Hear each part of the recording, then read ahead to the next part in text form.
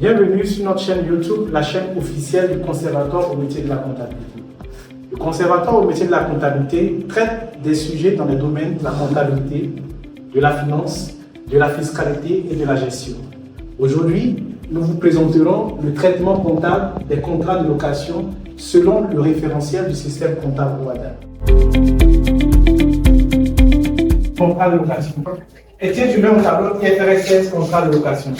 Mais on va utiliser ces nombres-là en 6 fois là, révisés, et puis on revoit aussi les approches IFRS. Voilà la différence. Alors, la première question que tu poses, quelle est la définition? À quel moment on dit qu'on a un contrat de location?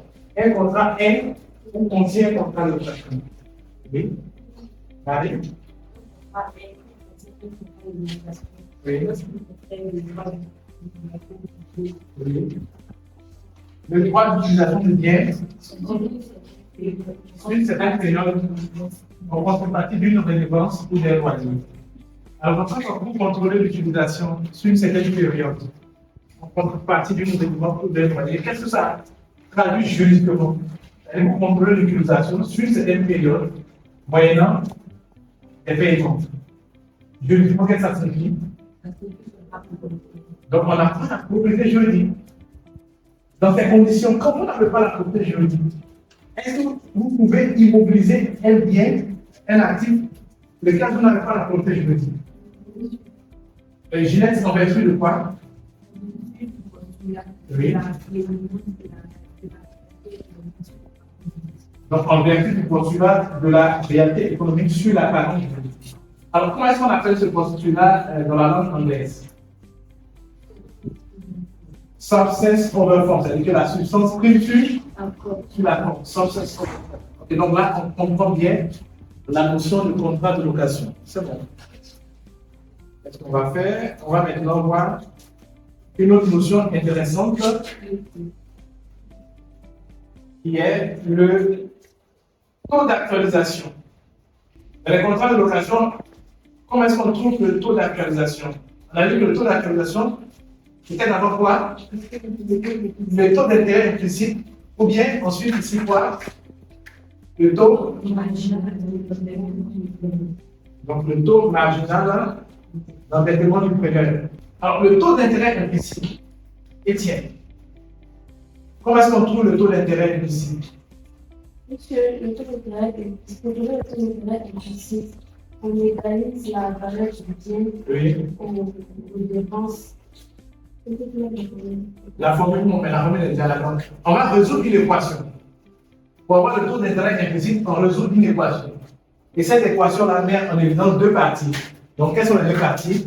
La valeur actuelle du bien, plus les coûts directs initiaux du bailleur et les paiements hypothétiques de location, plus la valeur résiduelle non garantie. Plus la valeur résiduelle non garantie. Donc, ça, c'est dans le taux d'intérêt implicite. Ça, c'est IFRS. Si ce soit là, il n'y a pas de souci. Mais si on n'a pas la possibilité de trouver le taux d'intérêt implicite, qu'est-ce qu'on utilise? Le taux marginal d'endettement. Alors, on va voir une particularité selon le 6 quadra. Donc, tu lis le nota bene, ce qu'on a mis dans le nota bene ici. Nota bene, le 6 quadra révisé donne l'option au preneur de déterminer le taux d'actualisation en égalisant la valeur actuelle du bien aux valeurs actuelles des différents paiements. Voilà, donc c'est comme si le 6 quadra révisé utilise la grande formule, mais elle laisse tomber quoi? À gauche, elle laisse tomber les coûts initiaux du bailleur, parce que c'est souvent difficile. Nous sommes les preneurs, comment est-ce qu'on connaît les coûts initiaux du bailleur? Donc, elle laisse tomber les coûts initiaux du bailleur et puis la valeur que j'ai donc. Donc, ce qu'on a réalisé permet d'utiliser cette valeur simplifiée. Quand on va faire les récits logiques d'application, vous allez vous rendre compte que c'est cette valeur simplifiée qui a été utilisée. Est-ce que ça va? Donc, ça, c'est ce qui concerne le taux d'actualisation. Alors, quel est donc, en vertu du postulat de la prééminence de la réalité économique sur la parole juridique, le traitement chez le preneur? Donc, quelles sont les étapes du traitement chez le preneur? L'acquisition en immobilier. En immobilier, bien. Bon, je reviens quand même sur une notion très importante. Alors, on a bien défini la notion de contrat de location. Mais on va voir quelles sont les variantes selon le 6 quadra révisé. Le 6 quadra révisé classe les contrats de location en combien de contrats? En deux contrats, oui.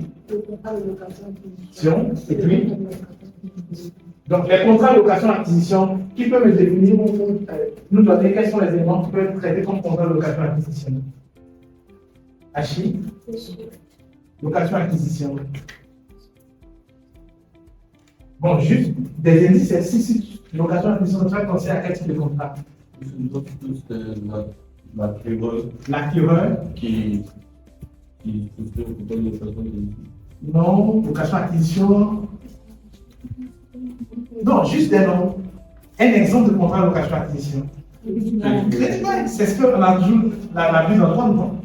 Donc, les contrats de crédit bail sont des contrats de location-acquisition parce que dans les contrats de crédit bail, on a une option d'achat, d'acquérir le bien. Ce sont des location-acquisition. Un deuxième contrat de location-acquisition que vous connaissez. Donc, Étienne va mettre des exemples de contrats de location-acquisition. Donc, elle va mettre contrat de location en deux étapes, location-acquisition et puis location simple. Donc, on a dit que si on entend contrat de crédit bail, ce sera un contrat de location-acquisition. Est-ce que ça va? Location-acquisition, c'est bon. Alors, deuxième type de contrat qui peut être un contrat de location-acquisition. On a les contrats de location-vente. Location-vente, ça veut dire que vous louez. Généralement, ça se passe dans les bâtiments. On fait de la location-vente, on acquiert le bien, on paye des loyers, et puis après on devient automatiquement propriétaire du bien. C'est une location-vente. Mais quelle est donc la différence entre un contrat de location-vente et puis un contrat de crédit bail?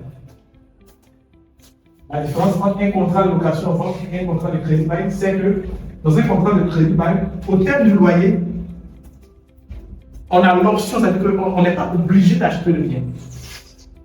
Par contre, dans un contrat de location-vente, au terme de la location, on devient immédiatement propriétaire. Est-ce qu'on est d'accord sur ça? Donc, les contrats de location-acquisition, il y a par exemple des contrats de crédit bail, par exemple des contrats de location-vente, et puis tout autre type de contrat qui est assorti d'une option d'achat, donc on est sûr de lever cette option. Est-ce qu'on est d'accord? Donc, dans la notion de location-acquisition, qu'est-ce qu'on remarque? C'est qu'à la fin du contrat, on devient propriétaire du bien. Est-ce que vous avez compris? C'est-à-dire que dans la notion des contrats de location-acquisition, c'est qu'à la fin du contrat, on devient propriétaire. Le contrat de crédit bail, lui, il nous donne une opportunité d'être propriétaire. En faisant quoi? En exerçant notre option d'achat. Le contrat de location-vente, il n'y a pas d'opportunité. On est immédiatement propriétaire. Est-ce que ça va? On est immédiatement propriétaire dans le cas des contrats de location-vente. Et dans le cas des contrats de location simple, c'est dès lors qu'un actif n'est pas classé comme une location-vente, une location, qu'on appelle ça, acquisition, cet actif est classé immédiatement dans le cas de location simple. Alors, quelle est la différence entre la location acquisition et la location financement? La location acquisition, c'est lorsque nous sommes du côté du preneur. La location financement, c'est quand nous sommes du côté du bailleur. Est-ce que c'est clair? Alors, je reviens maintenant à la question avec Étienne. Étienne, quelles sont donc les étapes de la comptabilisation chez le preneur pour les contrats de location-acquisition? Parce que quand on dit location-acquisition, on dit que nous sommes chez le preneur. Donc, chez le preneur, quelles sont les étapes de la comptabilisation? La première étape, On immobilise le bien d'abord. on immobilise le bien. Donc, même première étape, immobilisation. Bon, on va dire le bien, immobilisation de quoi? De l'actif. Donc, première étape, immobilisation de l'actif. Donc, première étape, immobilisation de l'actif. Donc, quel est le schéma de comptabilisation? On va débiter le compte actif 2. On va créditer quoi? 176 qui traduit la dette locative, dette de location-acquisition. Ensuite, 1984 qui traduit les frais de démantèlement et à la fin, les coûts directs initiaux. Voilà, donc, Étienne va mettre le schéma de comptabilisation. 2, 176, 173. Ok, donc 173. 19 combien? 84. Et ensuite 481 pour les coûts.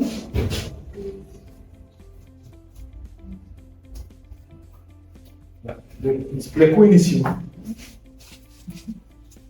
Est-ce que ça va?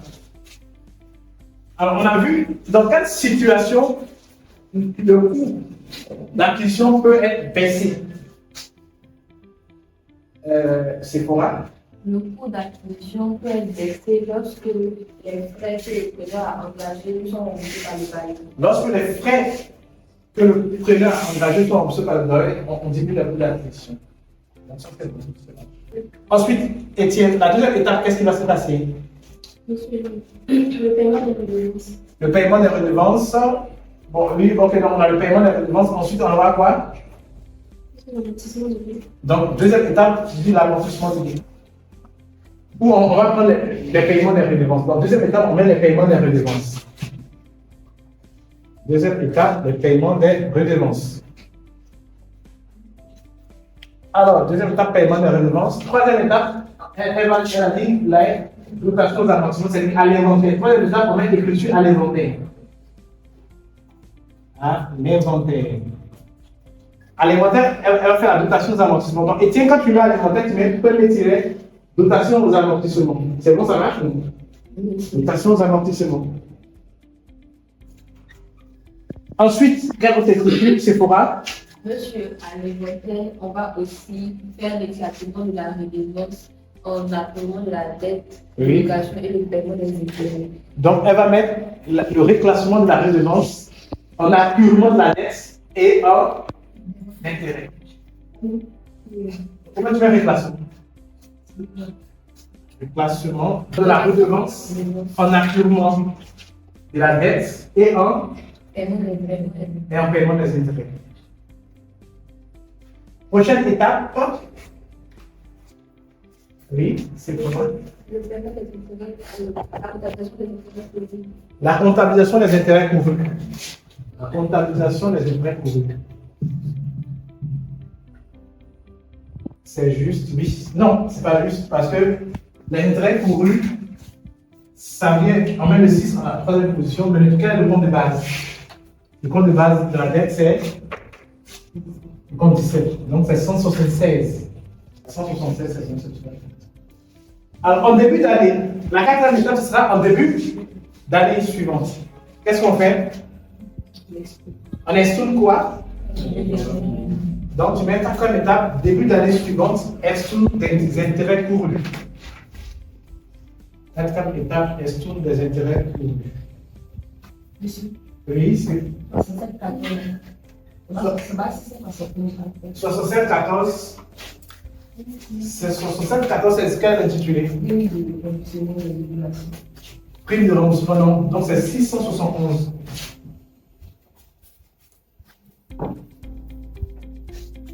C'est ce point est étudié dans les emprunts obligataires.